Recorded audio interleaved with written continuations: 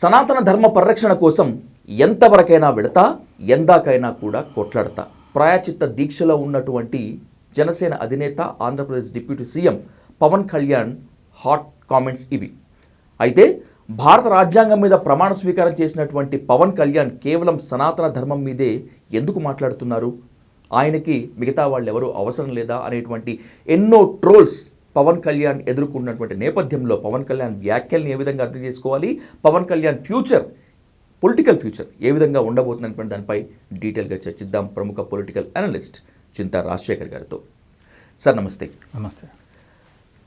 ప్రాయచిత్త దీక్ష చేసినటువంటి తర్వాత, దుర్గగుడి మెట్ల సంప్రోక్షణ చేసినటువంటి తర్వాత పవన్ కళ్యాణ్ కామెంట్స్, మీ కామెంట్ ఏంటి? తర్వాత మిగతా విషయాలన్నింటిలో పోదాం.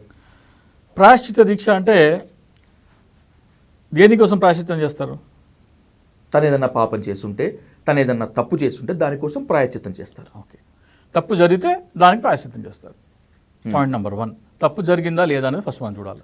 2, ఎక్కడ ప్రాయశ్చిత్తం చేస్తారు? ఎక్కడ తప్పు జరిగిందో ఆ గుడికి వెళ్ళి ప్రాయశ్చిత్తం చేస్తారా?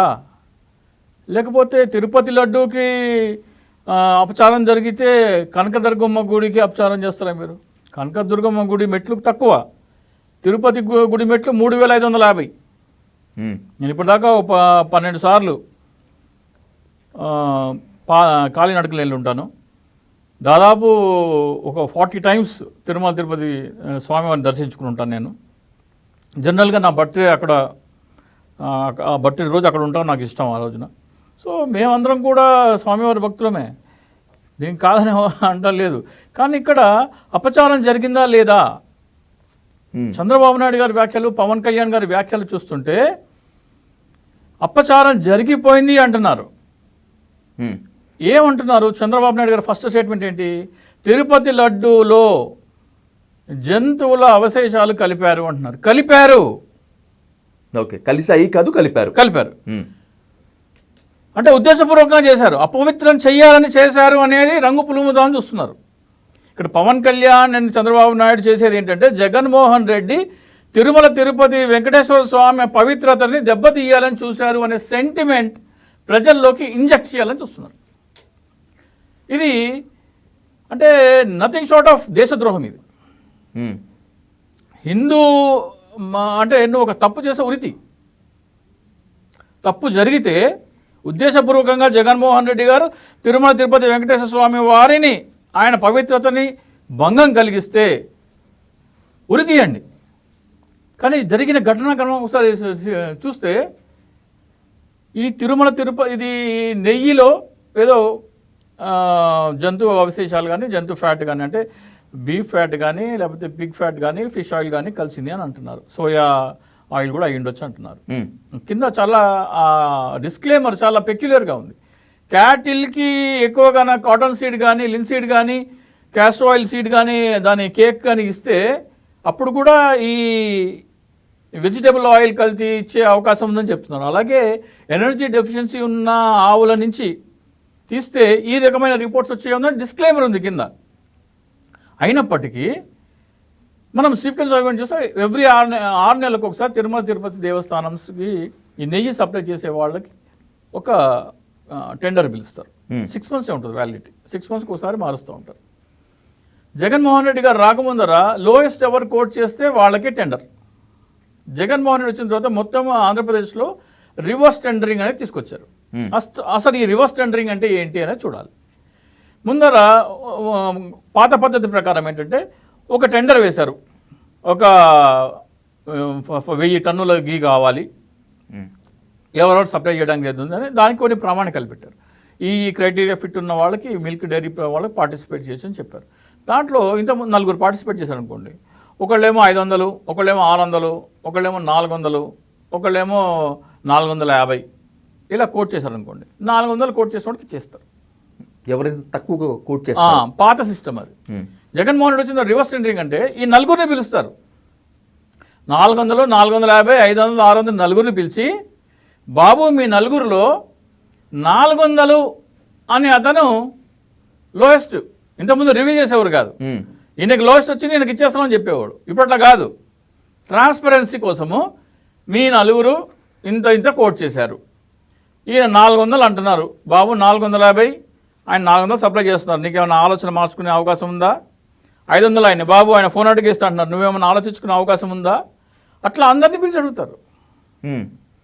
రివీల్ చేస్తారు, టెండర్ రివీల్ చేసి లోయెస్ట్ కొటేషన్ ఇది, దీనికంటే తక్కువ ఎవడైనా చేస్తాడు.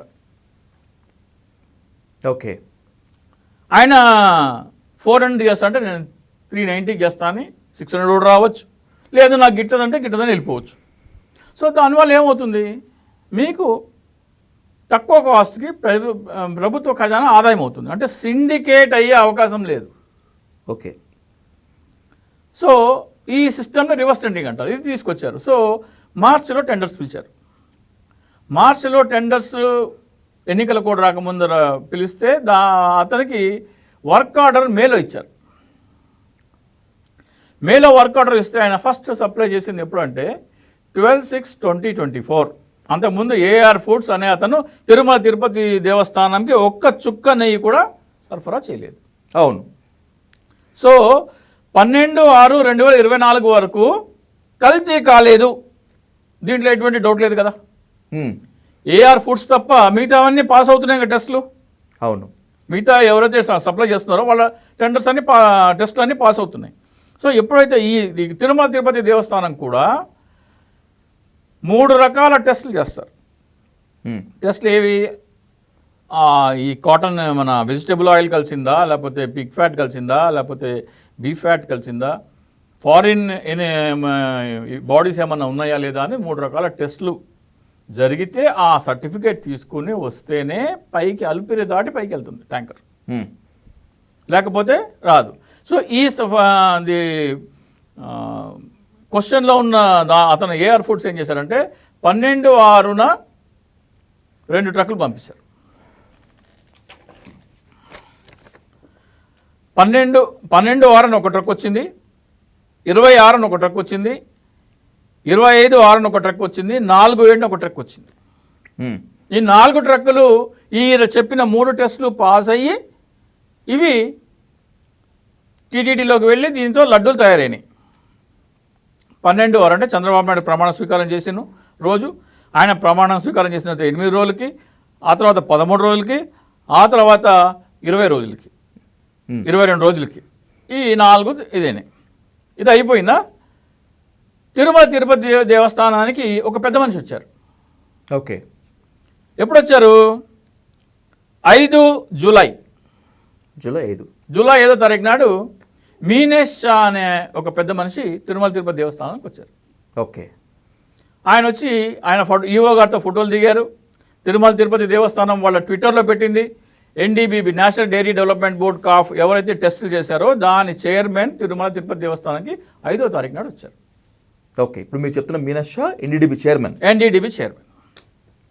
ఎన్డీడీబీ మీద 450 కోట్ల కుంభకోణం అవినీతి ఆరోపణలు కూడా ఉన్నాయి. ఎన్డీడీబీ స్వచ్ఛంద సంస్థ, అదేదో పవిత్రమైనది ఏమీ కాదు. ఓకే, దాని మీద కూడా 450 crores ఛార్జెస్ నడుస్తున్నాయి ఇప్పుడు.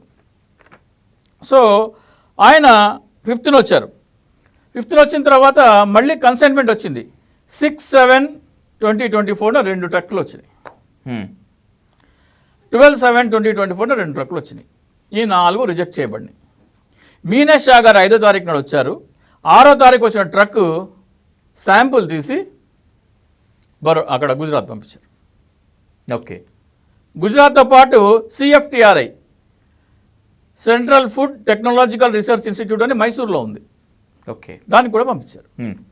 మైసూర్కి పంపించారు, అక్కడ కూడా పంపించారు. అక్కడి నుంచి రిపోర్ట్ వచ్చింది. రిపోర్ట్ వస్తే ఆ రిపోర్ట్లో ఒకటేమో ABO 23654 అనే ఒక రిపోర్ట్ వచ్చింది. ABO 21255 అనే ఒక రిపోర్ట్ వచ్చింది. ఫస్ట్ ఎక్స్పోజ్ చేసినప్పుడు ABO 23454 అనే రిపోర్టు ఎనెక్సర్ ఏమో ABO 21255 ఎనెక్సర్ పెట్టారు. ఓకే, రెండింటికి సంబంధం లేకుండా వేరువేరుగా ఫస్ట్ 2 పేజీలు ఉంటాయి. ఫస్ట్ పేజీ ఏమో రిపోర్ట్ ఇస్తుంది, సెకండ్ పేజీలో దాని రీడింగ్స్ ఇస్తుంది. ఒక రిపోర్ట్ మీరు రిపోర్ట్ పెట్టి రీడింగ్స్ 2వ పేజీ పెట్టారు. తర్వాత అది సాక్షి ఛానల్లో ఎక్స్పోజ్ చేయగానే 4 ఖర్చుకుని మళ్ళీ దాన్ని సెట్ చేశారు. ఇక్కడ ఇక్కడ శ్రీకరణ్ అని ఒక ఆయన ఉన్నారు చెన్నైలో, ఈ దీంట్లో ఎక్స్పర్ట్, మిల్క్ దీన్ని అడల్ట్రేషన్లో ఎక్స్పర్ట్. ఆయన ఏమంటున్నారంటే ఆవు నెయ్యికి మాత్రమే ఉన్న ప్రత్యేకత ఏమంటే ఓకే, దాంట్లో ఎటువంటి కల్తీ చేసినా కానీ అది బురగొచ్చేస్తుందంట, బుడగలు ఫామ్ అయిపోతుందంట within 24 hours. Okay, any foreign body especially అది ఆ క్వాలిటీ ఓన్లీ కౌ గీక్ ఉంది. దాంట్లో మీరు కాటన్ సీడ్ ఆయిల్ కలిపినా, లిన్సీడ్ ఆయిల్ కలిపినా, క్యాస్టర్ ఆయిల్ కలిపినా, బీఫ్ది కలిపినా, లేకపోతే యానిమల్ ఫ్యాట్ ఏదైనా కలిపినా, ఏ ఫారిన్ ఫ్యాట్ కలిపినా కానీ అది పొరలుగా విడిపోయి బుడగలు వచ్చేస్తుంది, నురుగు వచ్చేస్తుందంట, స్మెల్ వచ్చేస్తుందంట, ఓకే, డీకేయింగ్ స్మెల్. ఆ క్వాలిటీ అంటే కౌస్ ప్యూరిటీ ఇక్కడ ఆయన చెప్తున్నారు. ఆయన దాంట్లో ఏ ఫారిన్ బాడీ కలిసినా కానీ అది ఇదైపోతుందని. ఇక్కడ 2 క్వశ్చన్స్ డౌట్కి వస్తున్నాయి. ఫస్ట్ ఆఫ్ ఆల్, మీనే షా వచ్చిన మరుసటి రోజున మీకు ట్యాంకర్ వస్తే దాని శాంపుల్ మీరు ఎన్డీడీబీకి పంపించారు, అలాగే దాని శాంపుల్ ఒకటి సిఎఫ్టీఆర్ఐ పంపించారు. సిఎఫ్టీఆర్ఐ రిపోర్ట్ ఎందుకు మీరు బహిర్గతం చేయట్లేదు? మీరు ఇందాక సనాతన ధర్మం గురించి మాట్లాడుతూ ఆయన ఎంతవరకైనా తెగించేందుకు వెళ్తాను, నేను దేనికే నిలబడతానని చెప్పన్నాడు. ఈ మధ్యకాలంలో ప్రతి ఒక్కరూ హిందూ మతం మీద జోకులు వేసేటువంటి వాళ్ళే, ప్రతి ఒక్కరూ హిందూ ధర్మాన్ని క్రిటిసైజ్ చేసేటువంటి వాళ్ళే, మిగతా మతాల జోలికి పోరు, మిగతా మతాలపైన కామెంట్స్ చేయరు, కానీ హిందూ ధర్మాన్ని, హిందువులను అనాలంటే మాత్రం ముందుకు వచ్చేస్తారు. అలాంటప్పుడు పవన్ కళ్యాణ్ లాంటి వ్యక్తి ప్రాయచిత్త దీక్ష తీసుకొని, లేకపోతే దుర్గగుడి మెట్లో సంప్రోక్షణ చేసి, పసుపు రాసి, కుంకుమ పెట్టి సనాతన ధర్మం కోసం నిలబడతా అంటలో తప్పే ఉంది రాజశేఖర్ గారు. సనాతన ధర్మం చేయాలంటే మీరు స్వామీజీ అయిపోండి. You don't become a politician. Don't అంటే బీజేపీ లాగా, BJP is being kicked out of the north.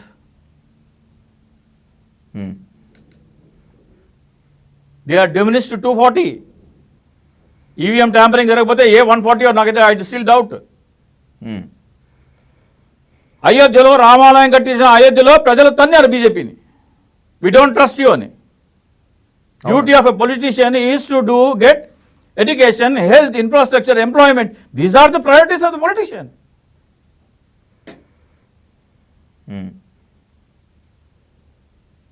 For that you have to work hard.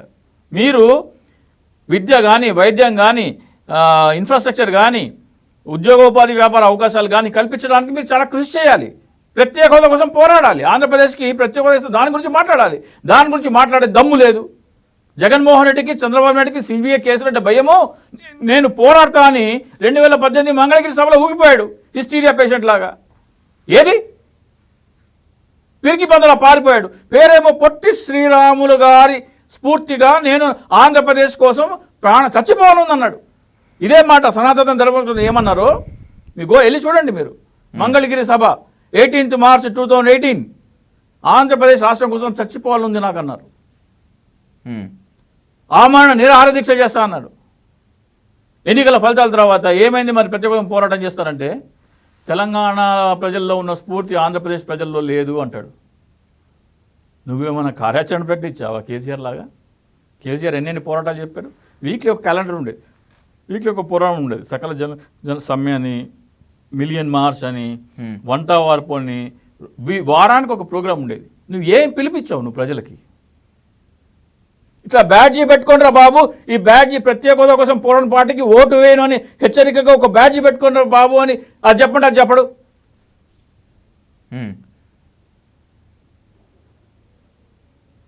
KA Paul court కట్లున్నాయేమో వీళ్ళందరికంటే. హైకోర్టులో పిల్లేశాడు ప్రత్యేక హోదా గురించి.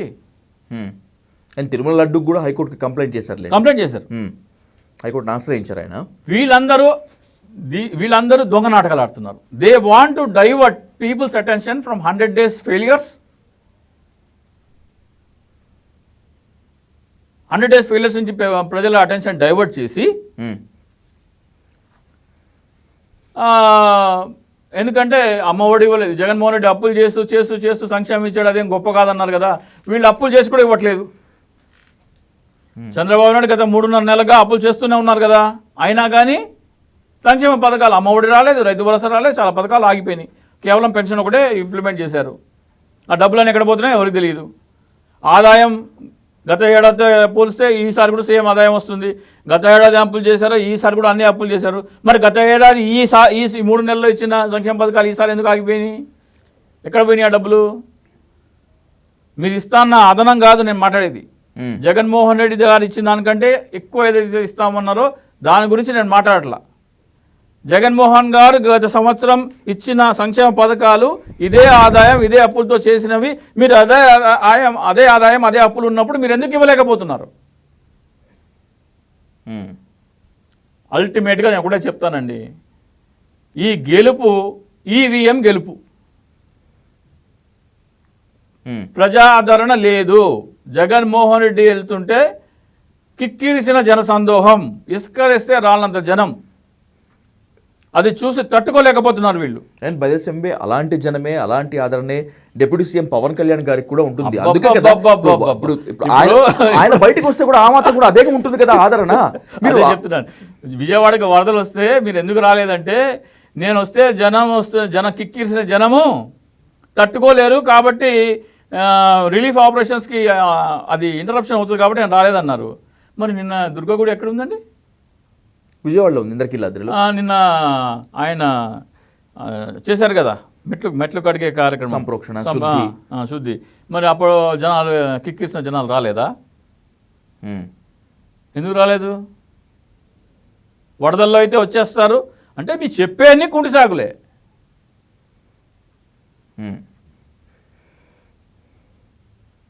సో ఇప్పుడు తిరుమల లడ్డు గురించి, సనాతన ధర్మం గురించి, లేకపోతే ఇంకేదైనా గురించి తిరుమల డ్రామానే అంటారా? ముమ్మాటికి డ్రామానే. If you are running away from CBI enquiry, మీరు సిబిఐ ఎంక్వైరీ నుంచి పారిపోయినా, సుప్రీంకోర్టు సిట్టింగ్ జడ్జితో ఎంక్వైరీ కావాలని అడగడానికి మీరు ముందుకు రావట్లేదు, హైకోర్టు సిట్టింగ్ జడ్జి నుంచి ఎంక్వైరీ చేయడానికి మీరు ముందు రావట్లేదు, మేము సిట్టేస్తామంటున్నారు. సిట్టేస్తే పుష్కరాల్లో ఎన్ని రిపోర్ట్ వచ్చింది తెలుసా మీకు? గోదావరి పుష్కరాల్లో ఎందుకు చనిపోయారని ఎంక్వైరీ చేస్తే ఆ ఎంక్వైరీ ఒక రిపోర్ట్ ఇచ్చింది. ఏం రిపోర్ట్ ఇచ్చింది? అందరూ ఒక పర్టికులర్ ముహూర్తంలో మునకేస్తే పుణ్యం ఎక్కువ వస్తుందని అందరూ ఒకేసారి దానికోసం రావడం వలన స్టాంపీడ్ జరిగింది అన్నారు. మరి ముఖ్యమంత్రి నువ్వు కూడా అదే ముహూర్తానికి ఎందుకు మునిగావు? మరి నీకుంటుంది ముఖ్యమంత్రిగా ఆ ముహూర్తం రోజున ఆ టైంకి మునిగితే పుణ్యం అని నీకున్నప్పుడు ప్రజలకు కూడా ఉంటుంది. తప్పేముంది? సో ఇప్పుడు సర్వశ్రేష్ఠ త్రిపాఠి అధ్యక్షతలో ఉన్నటువంటి ఈ సిట్ ఎలాంటి నిజాలని బయటకు తీసుకొని రాలేదు, లేకపోతే మరిన్ని అబద్ధాలని ప్రజల మీద ఉంటుందంటారా? ఈనాడు ఆంధ్రజ్యోతిలో కథనాలను సమ్మరైజ్ చేసి రిపోర్ట్ ఇస్తారు వాళ్ళు. I don't believe SIT. Okay, supreme court sitting judge కానీ లేకపోతే సుప్రీంకోర్టు రిటైర్డ్ జడ్జి కానీ అండర్ సూపర్విజన్ ఆఫ్ సుప్రీంకోర్టు వీళ్ళు విచారణ అడగట్లేదంటేనే వీళ్ళే కలిపారని నేను అంట. అన్లెస్ అండ్ అంటిల్ వీళ్ళంతటి వీరు హైకోర్టుకి కానీ హైకోర్టు సిట్టింగ్ జడ్జి కానీ లేకపోతే సుప్రీంకోర్టు సిట్టింగ్ జడ్జి కానీ లేకపోతే అండర్ సూపర్విజన్ ఆఫ్ సుప్రీంకోర్టు కానీ ఎంక్వైరీ జరగాలని వీళ్ళు వెళ్ళినంత వరకు వీళ్ళే దాంట్లో కల్తీ చేసి ఆ శాంపుల్లో కల్తీ చేసి టెస్ట్కి పంపించారంట నేను. And by the same way Pawan కళ్యాణ్ని ట్రోల్ చేస్తూ, ఎస్పెషల్లీ ఈ స్పీచ్కి సంబంధించి ట్రోల్ చేస్తూ, ఇప్పుడు కార్తీ మాట్లాడినటువంటి మాట, శ్రీవారి లడ్డూ గురించి మాట్లాడినటువంటి మాట కాస్త ఇర్రెస్పాన్సిబుల్గా ఉంది అనేటువంటి భావంతో పవన్ కళ్యాణ్ ఆయనకి దాదాపు వార్నింగ్ ఇచ్చినట్లుగా చెప్పారు, సునీత ప్రేమపూర్వకంగానే. తప్పే ఉంది దాంట్లో. తమిళనాడు మీడియా నుంచి ఇప్పటి వరకు మొత్తం అంతా కూడా పవన్ కళ్యాణ్ ట్రోల్ చేయాల్సిన అవసరం ఏముంది? పవన్ కళ్యాణ్ వ్యక్తిగతం కోసం కాదు కదా చెప్పింది, శ్రీవారి గురించి కదా. ఇప్పుడు నాకు తెలిసి బహుశా దేశంలో అందరికంటే ఎక్కువ దేవాలయాలు ఉన్నాయి తమిళనాడు రాష్ట్రంలో. స్టేట్ ఆఫ్ టెంపుల్స్ అంటారు దాన్ని. ఫేమస్ టెంపుల్ ఆర్కిటెక్చర్ వైజ్ కానీ లేకపోతే పురాతనమైనవి అయినా సరే ఉన్న ప్రసిద్ధిగాంచిన టెంపుల్స్ అన్నీ తమిళనాడులో ఉన్నాయి. వాళ్ళకి చాలా దైవభక్తి ఉంటుంది. కానీ అక్కడ పొలిటీషియన్స్ ఎప్పుడు ఇట్లా దేవుణ్ణి వాడుకోరు. BJP failed miserably in Tamil Nadu. అవును, అన్నామలై ఒక రెవల్యూషన్ సృష్టించినప్పటికీ కూడా బట్ పార్లమెంటరీ పాలిటిక్స్లో ఫెయిల్ అయ్యాడు. ఐ డోంట్ థింక్ తెలంగాణలో కూడా వస్తుంది. నేను నెక్స్ట్ టైం ఈ రిజల్ట్స్ ఉంటే నేనైతే అనుకోవట్లా. బీజేపీకి అధికారంలోకి వస్తే తెలంగాణ నేనైతే అనుకోవట్లా. మెచ్యూరిటీ ఉన్నవాళ్ళు ఎవరైనా సరే ఈ ట్రాప్లో పడరు. ఈ మాటలు దేనికోసం మాట్లాడుతున్నారు అనేది ప్రకాష్ రాజు మీరు అన్నారు కార్తీక్ గారు తీసుకొచ్చారు కాబట్టి నేను తర్వాత వస్తాను దగ్గరికి. ప్రకాష్ రాజు గారు ఒక ట్వీట్ చేశారు. ఏమని చేశారు? దీని మీద ఎంక్వైరీ చేయించి దోషులని శిక్షించండి, thanks to your friends in Delhi అన్నారు. దాంట్లో తప్పే ఉంది. ప్రకాష్ రాజు గారు అంటే చాలా వీళ్ళు అన్నారు కదా. ఆయన ఏమన్నారు? విచారణ చేసి దోషులను శిక్షించమంటున్నారు. కార్తీ విషయానికి వస్తే లడ్డు ఇప్పుడు సెన్సేషనల్ టాపిక్, క్రిటికల్ టాపిక్ కాబట్టి దాని గురించి వద్దు అన్నారు. దాంట్లో పవన్ కళ్యాణ్ గారికి ఎందుకు అంత ఇది? గుమ్మడికాయ దొంగ ఎవరంటే భుజాలు తడుముకుంటావు ఎందుకు? ఇద్దరు సర్కాస్టిక్గా విమర్శనాత్మకంగా ఎందుకు పవన్ కళ్యాణ్ని అవహేళన చేస్తున్నారంటే, బికాస్ నేరం జరగకుండానే నేరం జరిగిందని, నువ్వు నేరం జరిగింది దానికి ప్రాశ్చిత్తం చేస్తామని డ్రామాలు ఆడుతున్నావు కాబట్టి నిన్ను చులకనగా చూస్తున్నారు అందరూ. నాట్ ఓన్లీ తమిళనాడు, ఆంధ్రప్రదేశ్లో పవన్ కళ్యాణ్ ఫ్యాన్స్ కూడా ఆశ్రయించుకుంటున్నారు కొంతమంది.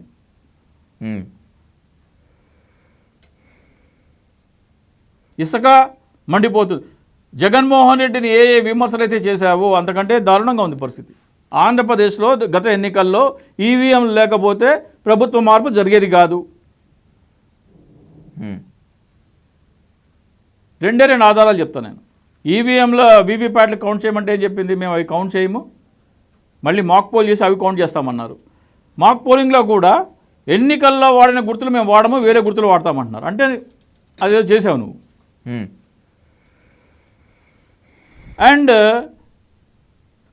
బాలినేని గారు సుప్రీంకోర్టుకి వెళ్తానంటే ఆయన్ని సామధాన వేద దండోప ఏదైనా ఏం చేసావు కానీ వైసీపీ నుంచి బయటికి తీసుకొచ్చావు.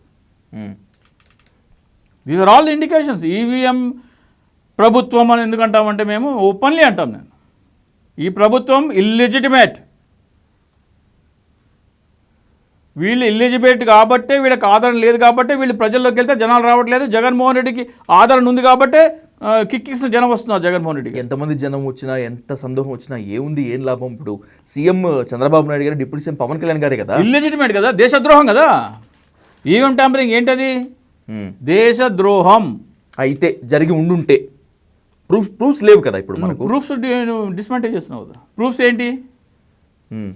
ఏంటి? VVPATs are the proof. అంతే. వీవీప్యాట్ని నేను 45 days ఉంచాల్సిన వీవీప్యాట్ని నువ్వు 10 రోజుల్లోనే డిస్ట్రాయ్ చేసావు. ఈవీఎం ఎన్నికల్లో వచ్చిన వీవీప్యాట్స్ని, ఎన్నికల్లో వచ్చిన ఈవీఎం ఫిగర్స్ టాలీ చేయమంటే అవి చేయనంటున్నావు. మాక్ పోలింగ్ చేస్తా అంటున్నావు.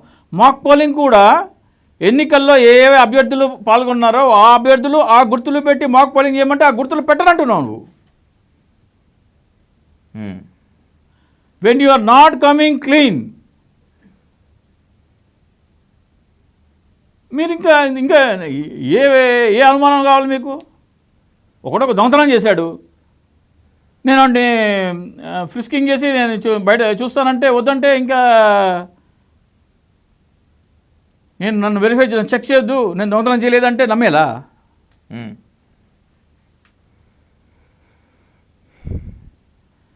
ఆంధ్రప్రదేశ్లో ఎన్నిక ఇప్పుడు హిందూపురంలో ఒక పోలింగ్ బూత్, మీకు ఒక పోలింగ్ బూత్ చెప్తాను. Polling booth number 28 Hindupur. Okay. వైసీపీకి వచ్చిన ఓటు అసెంబ్లీలో 1 ఓటు. అదే హిందూపురం ఎంపీ కాన్స్టిట్యుయెన్సీలో వచ్చినాయి 494 ఓట్స్. Is it possible? ఆ 1 ఓట్ వచ్చిన చోట కాంగ్రెస్ పార్టీకి 492 ఓట్స్. ఇది చాలదా ఈవీఎం ట్యాంపరింగ్ జరిగిందని చెప్పడానికి?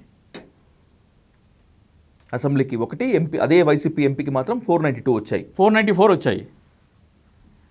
అసెంబ్లీలోనేమో వైసీపీకి 1, కాంగ్రెస్కి 492. వైసీపీకి 1, కాంగ్రెస్కి 492. పార్లమెంట్కి వచ్చేటప్పటికల్లా వైసీపీకి 494, కాంగ్రెస్కి 5 ఎన్నో, బీఎస్పీకి 95. లేదు బీఎస్పీకి. మీరు నేను ఒకటి టాలీ చేస్తాను, మతిపోతుంది మీకు. I will come out with the report. Parliament ఒక పోలింగ్ బూత్లోకి వెళ్ళిన తర్వాత ఒక వ్యక్తి పార్లమెంట్ ఓటేసి అసెంబ్లీకి వేసి పార్లమెంట్కి వేసే కదా బయటకు వచ్చేది. అంతే. ఒక నియోజకవర్గంలో అసెంబ్లీకి ఎన్ని పోల్ అయ్యాయో పార్లమెంట్కి అన్నీ పోల్ అవ్వాలి కదా. తేడాలు ఎందుకుంటాయి? ఎందుకుంటున్నాయి తేడాలు?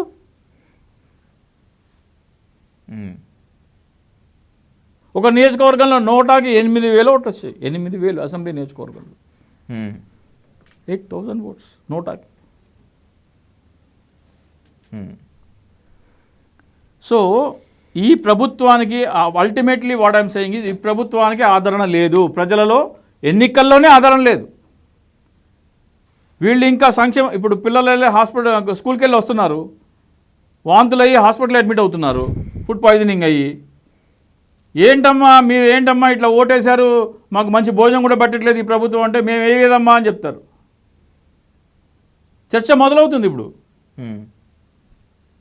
అమ్మ ఒడి రాలేదు, రైతు భరోసా రాలేదు, ఇసుక రేటు పెరిగిపోయింది.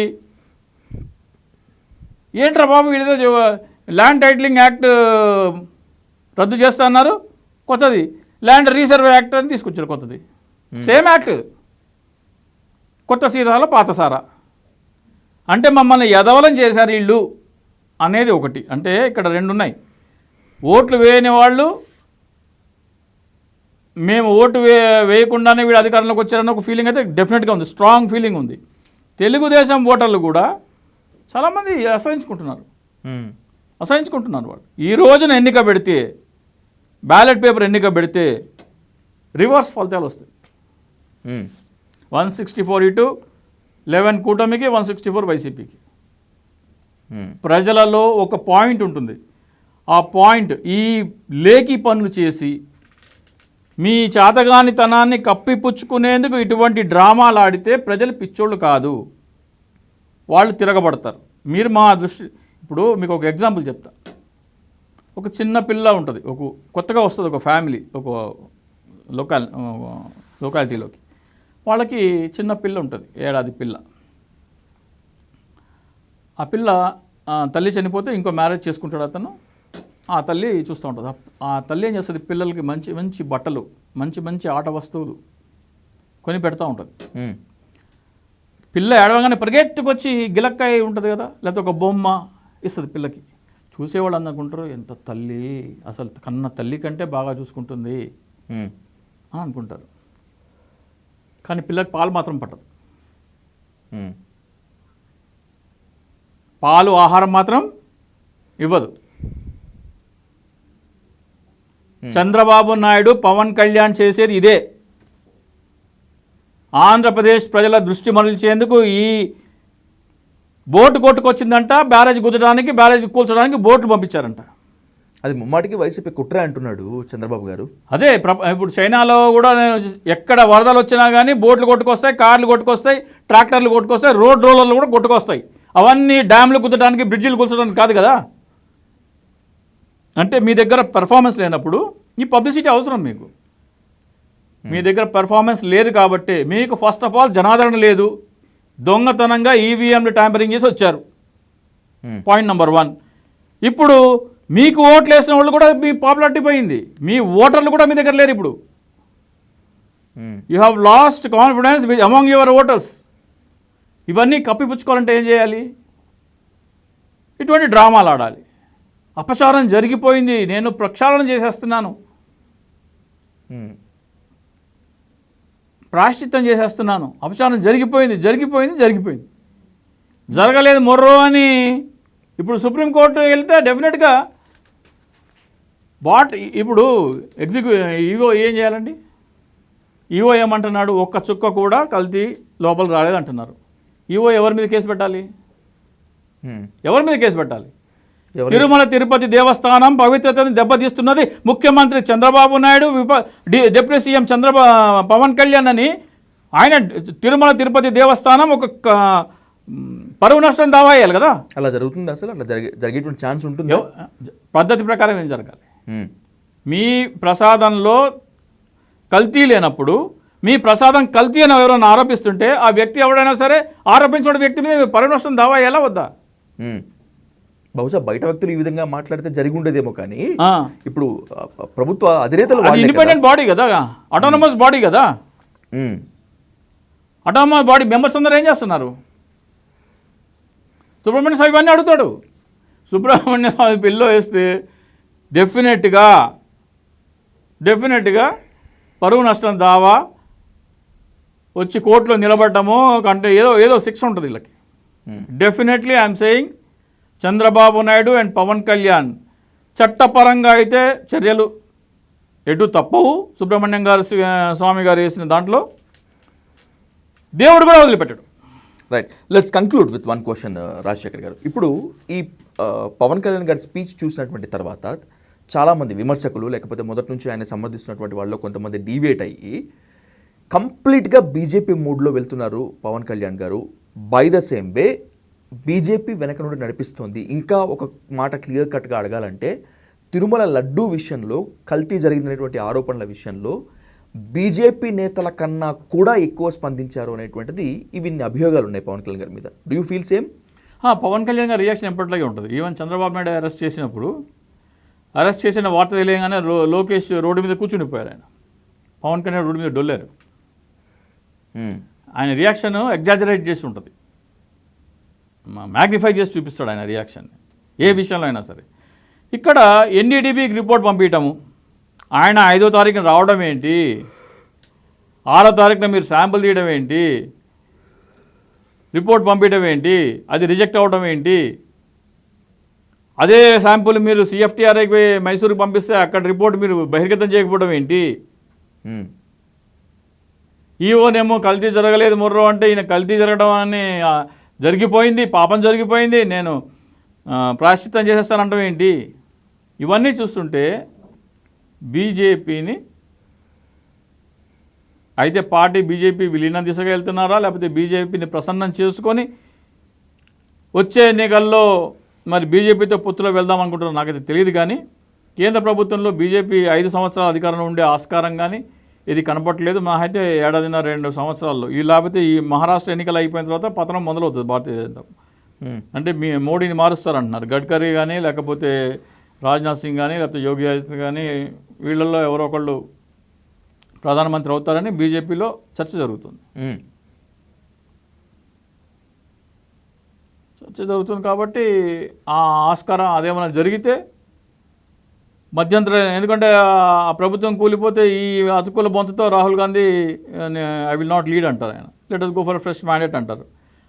ఫ్రెష్ మ్యాండేట్ వచ్చి రాహుల్ గాంధీ ప్రైమ్ మినిస్టర్ అంటే ఇవన్నీ ఈ కాషాయ దుస్తులు ఈ బొట్టు అంతా జరిపేసి మళ్ళీ తెల్ల చొక్కా తెల్ల బట్టలు వేసుకొని మెడలో ఎర్ర తువ్వాలు వేసుకొని నా భార్య క్రిస్టియను, నా కూతురికి బ్యాప్టిజము, నేను సెక్యులరు, బీఫ్ తింటే తప్పేంటి, ఇదే మాటలు మాట్లాడతాడు మళ్ళీ పవన్ కళ్యాణ్. ఇవన్నీ తీసి పక్కన పెట్టేస్తాడు. నేను విశ్వనరుడు జాషువా శిష్యుడిని, కులం ఏంటి, మతం ఏంటి, బీఫ్ తింటే తప్పేంటి, స్వామి వివేకానంద చెప్పాడు, మా నాన్నగారు దీపానికి సిగరెట్ వెలిగించేవాళ్ళు, మేము సెక్యులరు, నేను చెగువేర భక్తుడిని, నేనెక్కడ హిందుత్వం గురించి మాట్లాడాను అసలు. Total reverse, most unpredictable, unreliable politician. Thank you so much Rajasekhar గారు. నమస్తే.